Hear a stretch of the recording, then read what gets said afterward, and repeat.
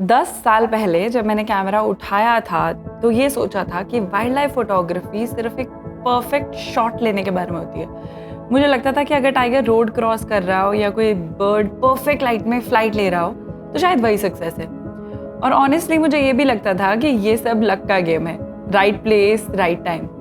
लेकिन आज 10 साल बाद मैं ये कह सकती हूँ कि ये सिर्फ आधा सच है, पूरी बात नहीं है। सबसे पहली और इम्पॉर्टेंट बात, एक अच्छा फोटो सिर्फ लक पर डिपेंड नहीं करता।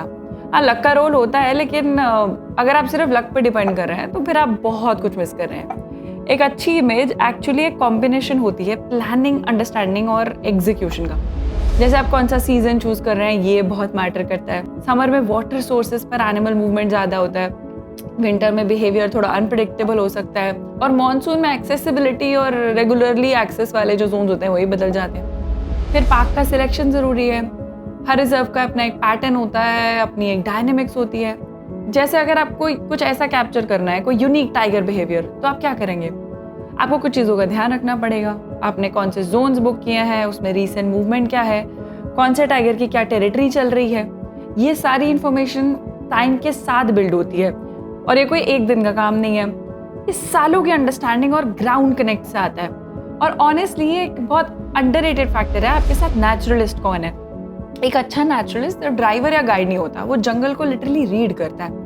वो अलार्म कॉल्स को समझता है, लंगूर और चीतल की कॉल्स के डिफरेंस को समझता है, अर्जेंसी का लेवल समझता है, फ्रेश और ओल्ड पग मार्क्स पे ध्यान देता है, विंड डायरेक्शन को यूज़ करता है और प्रिडिक्ट करता है कि टाइगर मूवमेंट या जो भी आप प्रेडेटेड हो रहे हैं उसका मूवमेंट किस तरफ हो सकता है। अच्छा, इस सब के बाद एक बहुत इंपॉर्टेंट फैक्टर है आप जंगल में खुद कितने प्रेजेंट है, ये मैटर करता है। आप सिर्फ रोड देख रहे हैं या जंगल को सुन भी रहे हैं? क्या आप हर कॉल पे इम्पल्सिवली रिएक्ट करते हैं या उसे कामली एनालाइज करते हैं कि जेन्युइन है या फॉल्स अलार्म है? क्या आप में इतनी पेशेंस है कि आप एक जगह पे रुक के वेट कर सकते हैं, वहाँ टाइम डेडिकेट कर सकते हैं? जब मैं इनिशियली जंगल जाती थी तो जो भी कोई पगमार्क मुझे जिस भी डायरेक्शन में जाता हुआ मिलता था, मैं अपने ड्राइवर को बोलती थी, भैया गाड़ी इसी तरफ, इसी डायरेक्शन में जानी चाहिए क्योंकि टाइगर वहाँ गया। पर उतना सिंपल और सीधा नहीं होता। बहुत बार ऐसा होता है कि जहाँ आपको पगमार्क्स मिलते हैं उसके ठीक उल्टी डायरेक्शन में भी टाइगर मिल जाता है, क्योंकि टाइगर मूवमेंट को रीड करना एक फैक्टर पर डिपेंड नहीं करता। ये टाइम के साथ साथ समझ में आने लगता है। ये सब चीज़ें एनालाइज करने के बाद आखिर में बहुत लोग ये कहते हैं कि आप लकी हैं, लेकिन वो ये नहीं देख पाते कि इस एक साइटिंग या इस एक फोटोग्राफ के पीछे कितने फेल्ड अटेम्प्ट्स, कितनी प्लानिंग गई है। Not a good day. We saw 4 tigers, but कोई भी टाइगर सेंचुरी में ऐड नहीं हुआ। और ऐसा भी होता है कि कभी कभी आप पूरी जान लगा दें, पूरा एफर्ट डाल लें, तब भी कुछ नहीं होता। और ये ज़्यादातर वाइल्ड लाइफ में होता है। आप सब कुछ करते हैं सही, लेकिन जंगल फिर भी आपको कुछ नहीं देता। और कभी कभी बिना प्लान किए जंगल आपको काफ़ी सारे सरप्राइजेस दे देता है। इसीलिए वाइल्ड लाइफ फोटोग्राफी कंट्रोल के बारे में नहीं है, ये बैलेंस के बारे में है, प्लानिंग और सरेंडर के बीच का बैलेंस। एक और चीज़ जो मैंने सीखी वो है पेशेंस। पेशेंस का मतलब सिर्फ वेट करना नहीं होता। पेशेंस का मतलब होता है प्रेजेंट भी रहना। आप 10 घंटे जंगल में बैठ सकते हैं, लेकिन क्या आप 10 घंटे मेंटली वहाँ पे होंगे? दिमाग में 100 चीज़ें चल रही होंगी। लोग फिजिकली वहाँ प्रेजेंट होते हैं, लेकिन मेंटली कुछ और ही डिस्ट्रैक्टेड होते हैं। इसी वजह से वो छोटी छोटी चीज़ें मिस कर देते हैं जो बिग मोमेंट्स का सिग्नल होती हैं। एक और लर्निंग जो मुझे लगता है 10 साल में मैंने की है और बहुत इंपॉर्टेंट है, वो है ऑब्जर्वेशन। जब आप ऑब्जर्व करना सीख जाते हैं तो आपका पूरा एक्सपीरियंस बदल जाता है जंगल में। हर बार आपको टाइगर नहीं मिलेगा, बट आपको जंगल धीरे धीरे समझ आने लगेगा। आप अलार्म कॉल्स का पैटर्न समझने लगते हैं। आप नोटिस करने लगते हैं कि सडनली बर्ड शांत हो गई हैं। आप देखते हैं कि प्रे एनिमल्स का बिहेवियर बदल रहा है, कुछ ना कुछ चल रहा है। ये सब क्यूज होते हैं। जंगल हमेशा बताता है, सवाल ये है कि आप सुन पाते हैं नहीं। और एक और चीज़ मुझे जो लगी वो है ह्यूमिलिटी। नेचर को फर्क नहीं पता आप कौन है, आप कितने एक्सपीरियंसड हैं, आप कोई स्टार है, आपका कैमरा बहुत महंगा है, उस सब की कोई इंपॉर्टेंस नहीं है। आप एक विजिटर हैं बस। और जब आप ये एक्सेप्ट कर लेते हैं तो आपका अप्रोच पूरे के पूरे तरीके से बदल जाता है। आप फोर्स करना छोड़ देते हैं और रिस्पेक्ट करना शुरू कर देते हैं। और रिस्पेक्ट से ज़्यादा respect the process. Wild life photography में आप शॉट्स नहीं ले रहे सीधे सीधे, आप कुछ मोमेंट्स हर्न कर रहे हैं, और उसके लिए आपको टाइम देना पड़ता है। फेलियर्स एक्सेप्ट करने पड़ते हैं, स्लो होना पड़ता है, एब्जॉर्ब करना पड़ता है। जब मैंने शुरू किया था, मेरी एक भी सफारी अगर ऐसी जाती थी जिसमें कैमरा ऑन नहीं हुआ या कोई अच्छा फोटो नहीं आया, तो मेरा बहुत मूड खराब होता था। पर धीरे धीरे समझ आने लगा कि ऐसे नहीं चलेगा।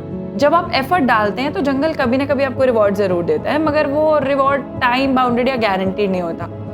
और शायद इसलिए वो अपने आप में इतना स्पेशल भी होता है। बट एंड में 10 साल बाद मुझे ये समझ आया कि वाइल्ड लाइफ फोटोग्राफी के बारे में उतनी नहीं है, ये कनेक्शन के बारे में है। नेचर के साथ कनेक्शन, जंगल के साथ कनेक्शन, साइलेंस के साथ कनेक्शन, पेशेंस के साथ कनेक्शन और खुद के साथ कनेक्शन। एक एग्जाम्पल बताती हूँ। एक बार हम ताडोबा अंधारी टाइगर रिजर्व में सफारी कर रहे थे और हमें पता था कि टाइगर है जिसके पास छोटे कब्ज हैं। ऑब्वियसली बहुत एक्साइटमेंट था। उस वक्त तक मैंने 2 महीने के आसपास के कब्ज नहीं देखे थे। नॉर्मली टाइगर कब्ज तब निकालता है जब वो 3 साढ़े 3 महीने के आसपास होते हैं। हमने काफ़ी सारी सफारीज उस एरिया में निकाल दी जहाँ टाइगर था। वेट किया, ट्रैक किया, ऑब्जर्व किया, लेकिन टाइगर्स नहीं दिखी। बताओ, 4 टाइगर दिखे, 1 लेपर्ड दिखा, पर कोई भी ढंग से नहीं दिखा। आखिरी सफारी थी और ऑनेस्टली एक्सपेक्टेशंस खत्म हो चुकी थी, कुछ नहीं मिलने वाला है। बिल्कुल सनसेट होने ही वाला था, बस जंगल छोड़ने के थोड़ी देर पहले कुछ आवाज़ आई और वो टाइग्रेस अपना छोटा सा कब लेके बाहर आ गई। इतना छोटा कब मैंने पहली बार देखा था। वो अपनी माँ को बुला रहा था हल्की सी आवाज़ में। इतना रॉ और इमोशनल मोमेंट था, लेकिन लाइट बिल्कुल ख़त्म हो चुकी थी। टेक्निकली शूट करने लायक कुछ नहीं था। जो फोटो आया वो इतना ब्लर और इतना नॉइजी था, बस दिखाने लायक, एविडेंस। लेकिन उस मोमेंट की जो मेमोरी थी वो आज भी मेरे दिमाग में बिल्कुल फ्रेश है। उस कब की आवाज़, और शायद वही सबसे बड़ी लर्निंग है कि हर मोमेंट वाइल्ड लाइफ फोटोग्राफी में फोटोग्राफी के लिए नहीं होता। कुछ मोमेंट सिर्फ वहाँ होने के लिए होते हैं, फील करने के लिए होते हैं। आज भी मैं जब जंगल जाती हूँ बिना किसी गारंटी के, और अक्सर यही होता है, लेकिन एक चीज़ पक्की है, हर सफारी, हर ट्रिप आपको कुछ ना कुछ ज़रूर सिखाती है।